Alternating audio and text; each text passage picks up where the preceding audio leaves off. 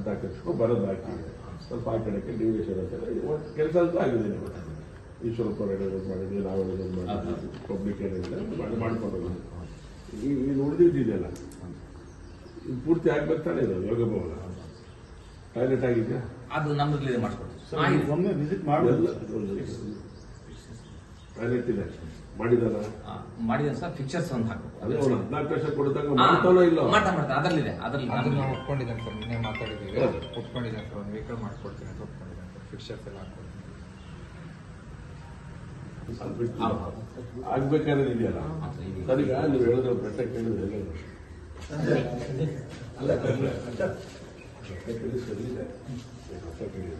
ಅಲ್ಲ